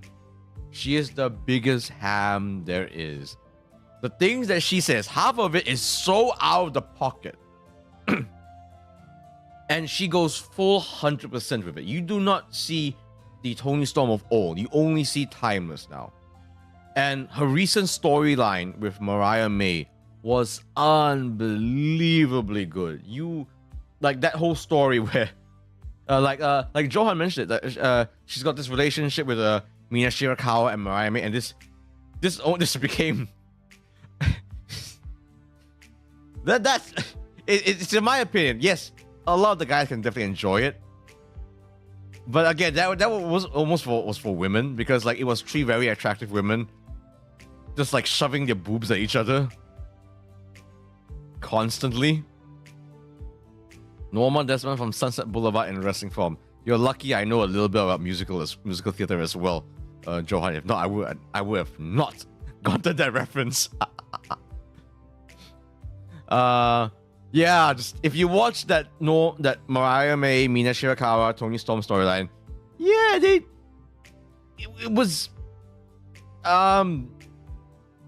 was basically Yuri manga in wrestling. That's what it was.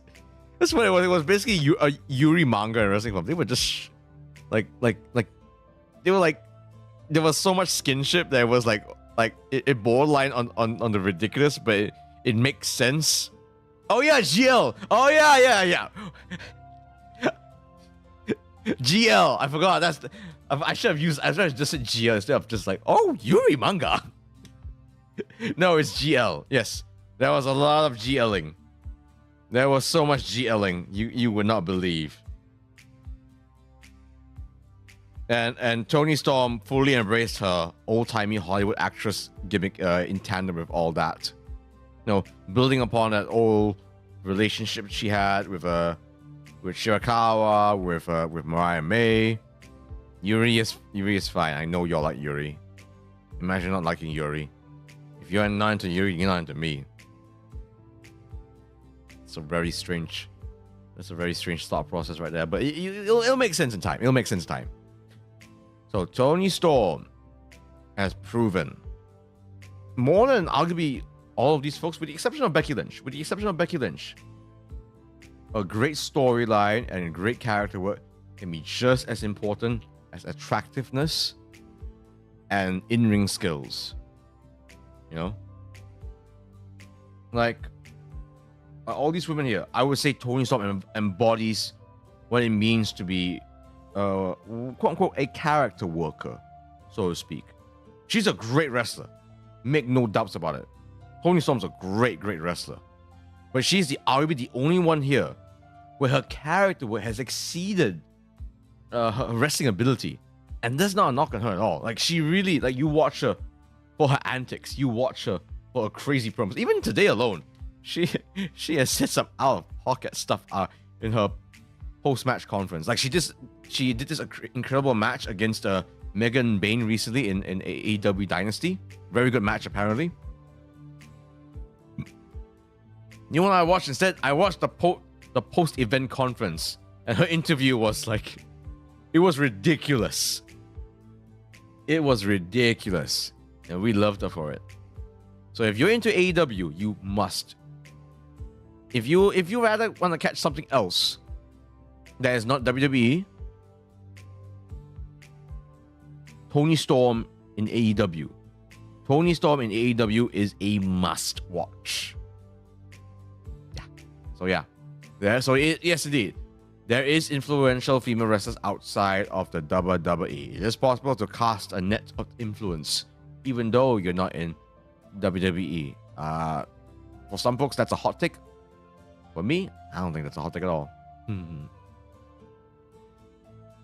So, where can I watch women's wrestling?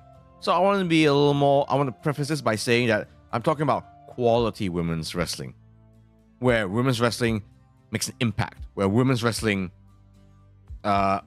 is on a huge scale, you know, where you can see them in like really crazy match stipulations, you know, war games, hardcore matches, big championship matches, of course. Heck, even in crazy storylines. So apologies to all the independent women's wrestlers out there, but I am targeting like the big leagues, so to speak. So again, I will cover an episode on Southeast Asian women's wrestling in the coming future. Okay, obviously, WWE. Need I say more? AEW, again, I mentioned Toni Storm, and not even just her, a slew of others as well. I think there is there a mid-card women's belt as well in WWE right now? Let me have a quick check on this. I believe there is. I just can't recall it right now. AEW mid-card women's champion. It should be, right? Oh, okay. The AEW TBS Championship.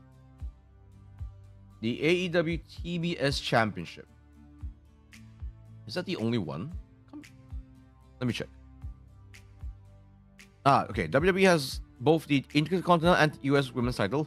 AEW has the TBS. So yes, there is a mid-card championship as well. It's currently held by Mercedes Moné, previously known as Sasha Banks. That name might come as a surprise to some of you folks. So yeah, it's getting to the point where like there are now multiple women's championships in professional wrestling right now. Multiple.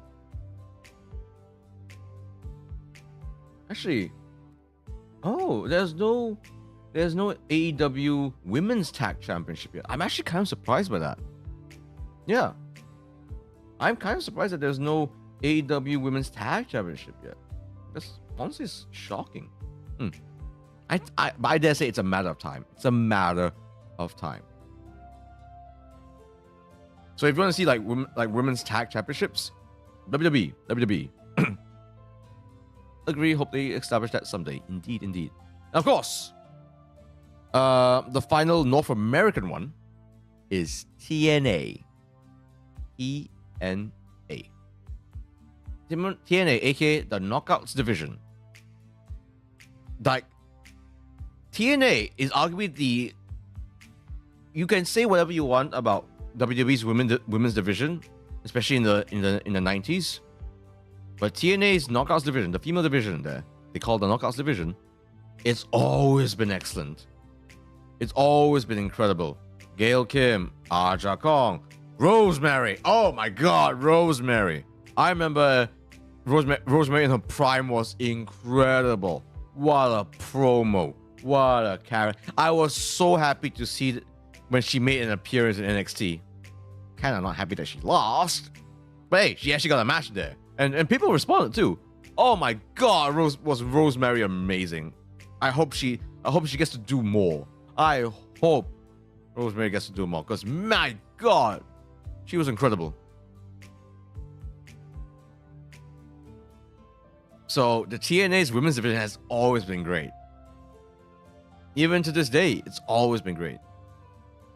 Like some of the recent WWE signees, like Jordan Grace. Jordan Grace came from TNA. Oh man, she is incredible.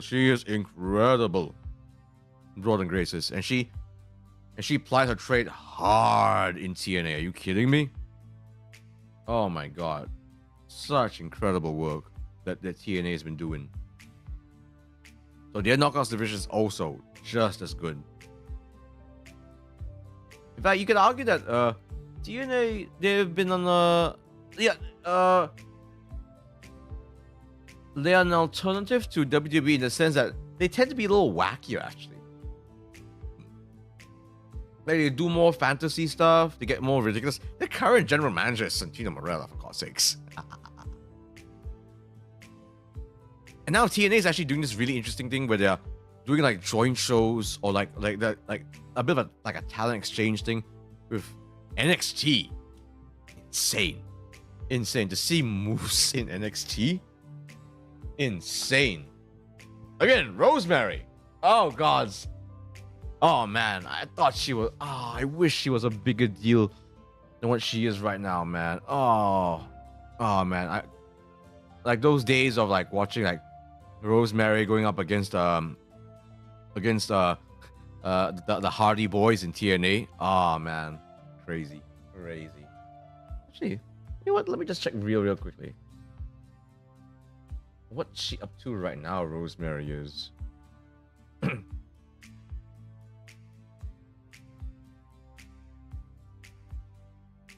Let's see.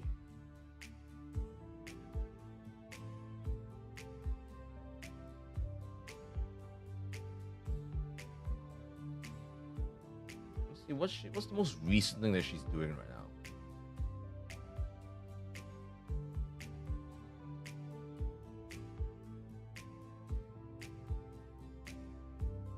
Oh, okay. No, nothing too much right now. Okay. I hope to see more of her. I really hope so. I really hope so. Because she's incredible. Okay. And then, the next up. How about... Why am I still blushing? How about women's exclusive promotions, huh? That's the thing. That is the thing. Stardom and TJPW. Stardom is the biggest one right now. It is Japan's largest women's wrestling promotion. And by that definition, that makes them the world's largest female exclusive wrestling promotion. Let's check very quickly. Their full name is World Wonder Ring Stardom, but everyone just calls him Stardom.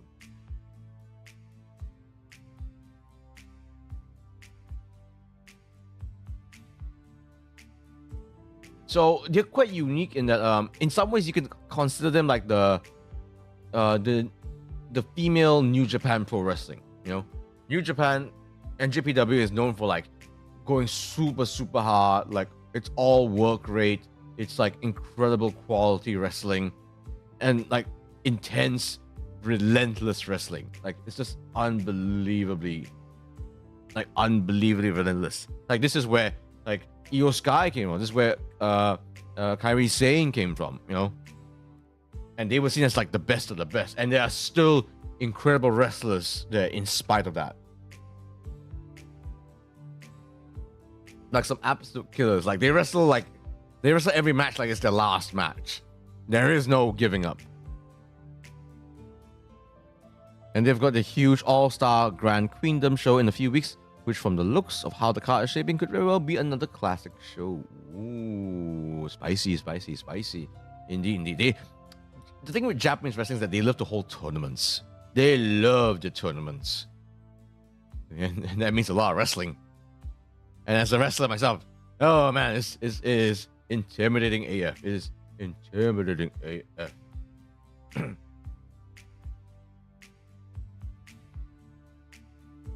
So people like Tam Nakano, Mayu Iwatani are folks in Stardom. I think who's the current champion in the current main champion in Saya Kamitani. Okay. Oh, Saya Kamitani. Oh wow. Yeah. So so Stardom is the premier one. Indeed. TJPW, aka Tokyo Joshi Pro Wrestling, is a very interesting one. This is more, if Stardom is like the female version of NJPW, TJPW is like the female version of DDT. DDT is the variety show of Japanese pro wrestling. They have some hard-hitting wrestling, no doubt, and they have some comedic wrestling. And then they have some absurd wrestling. They have some wrestling that defies logic in a way. They'll make no mistake. It's wrestling, and it is incredible to watch.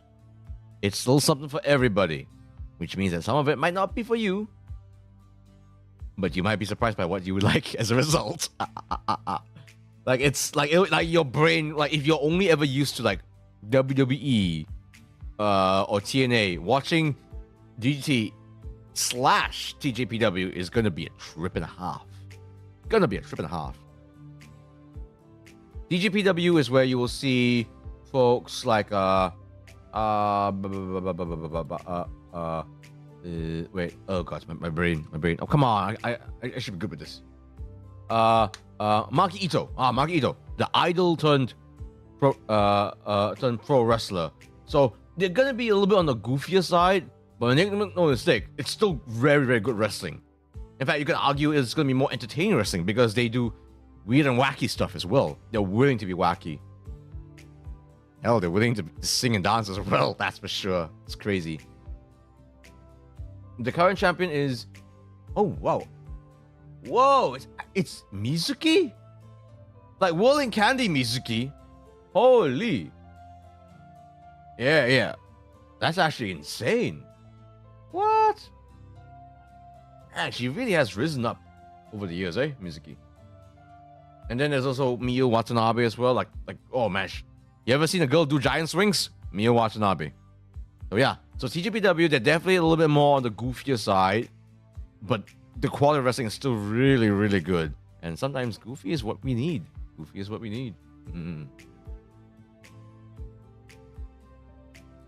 Is women's wrestling the hottest thing right now? Well,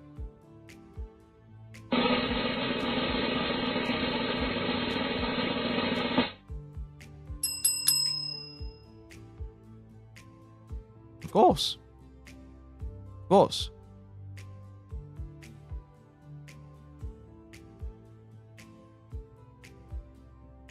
Like it's bigger than ever. And that does mean that there will be some pitfalls by being the biggest thing right now. That means certain folks. That means it's gonna be more competitive than ever. That means there's there's less space on for women's wrestling on the card than ever. Like, mind you, it's to the point where, like, at least in WWE, you know, they're also essentially jostling for the men's space now, the men's typical booking spaces. You know, no longer are women called like, and I'll admit I'm guilty of this myself. Sometimes, it will be the women's match that is the bathroom break of a wrestling show, you know? These days, sometimes that might not be the case. Sometimes it could be one of the guys' male matches that's the bathroom break match. I'm sorry. Something's gotta give, you know?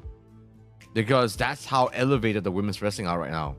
To the point where, like, sometimes they are the must-watch thing right now, you know? Like, even right now, in WWE, like there's some pretty hot men's storylines, but then like the storyline between Rhea, Bianca, and Io Sky is pretty darn spicy as well. You kidding me? Pretty darn spicy as well. Oh man, that triple threat between Io, Bianca, and Rhea. Oh yeah. They're gonna go all out in WrestleMania, baby. That's gonna be a fun one.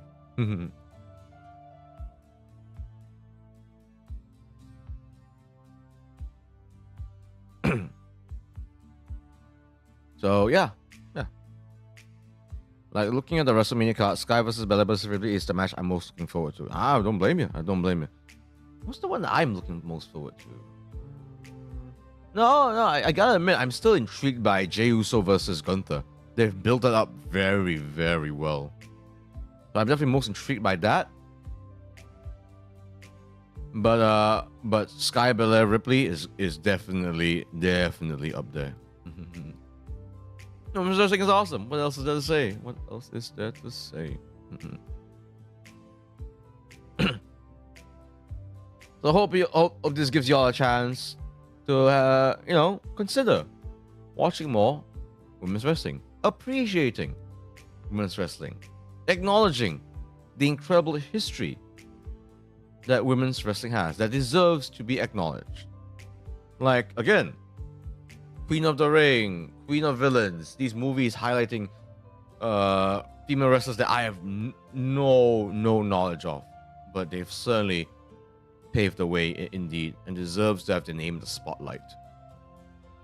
My goodness.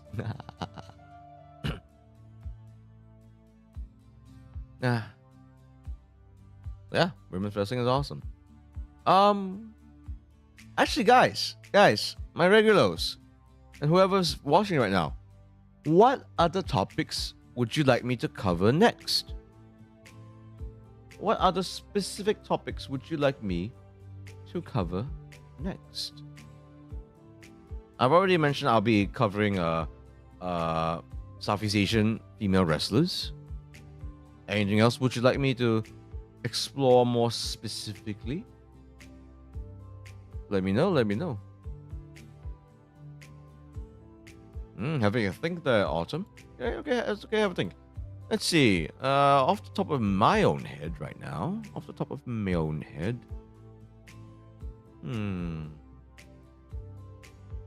Off the top of my own head. That's a good one. Exploring specific Southeast Asian promotions? Maybe. Exploring specific match stipulations? That could be a good one. This might be a bit too niche, but maybe talk about wrestling in video games? That was the first thing I thought of. That's actually not a bad shout, actually.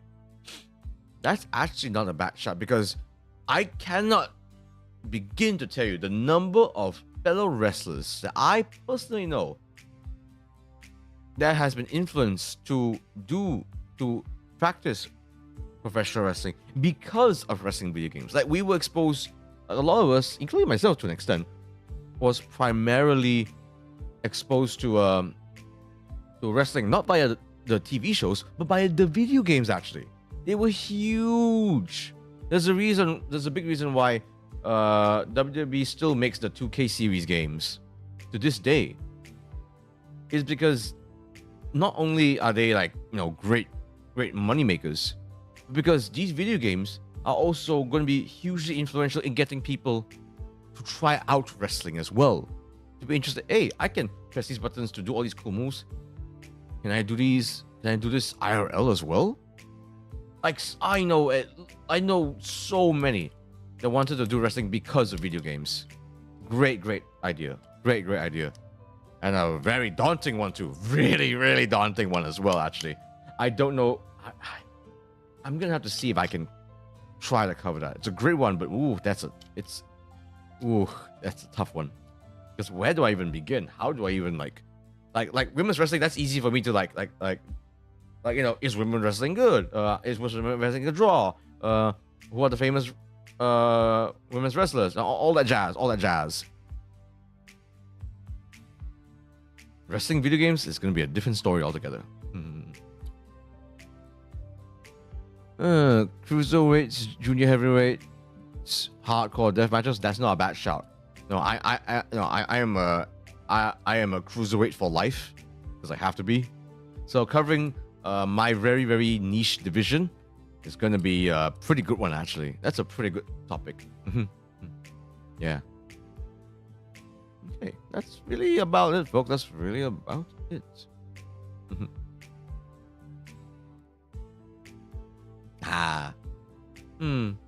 To make things a bit easier, you could focus on one wrestling game series. Yeah, I don't know if I can make that.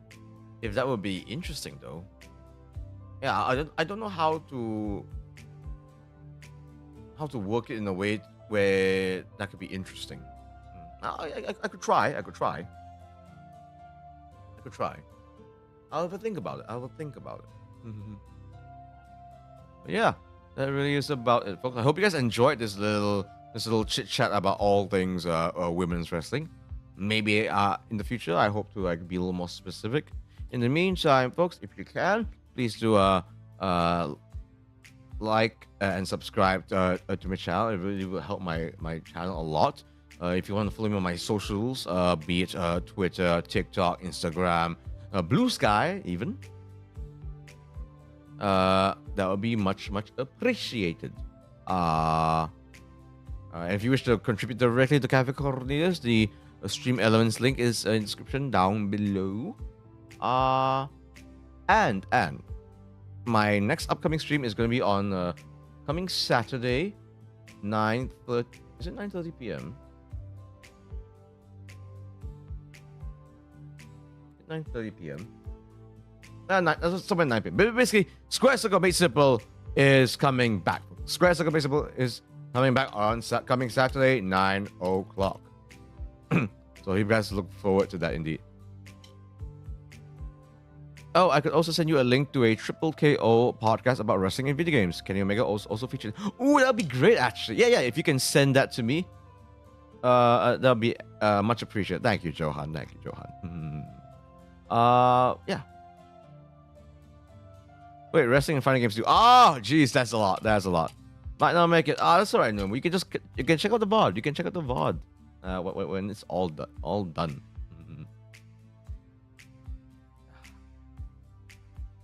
It's good to get back into the swing of things.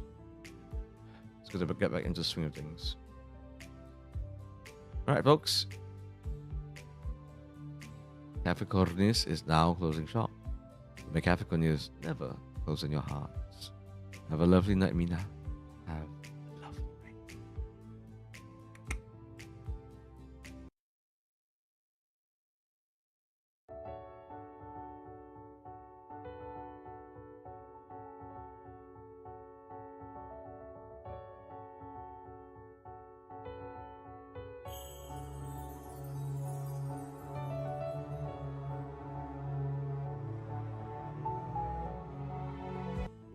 Nope. Oh, and I forgot. Check out new MyPW New Breed 3 on May 10th in Kuala TDI, Kuala Lumpur. I'll be wrestling in it. The main event is going to be Carlo Cannon, the MyPW World Champion, versus Shaheen of the Sky, hailing from Dubai. He's a very excellent wrestler. We've got an insane main event coming up for you guys. So yes, do check out MyPW New Breed 3.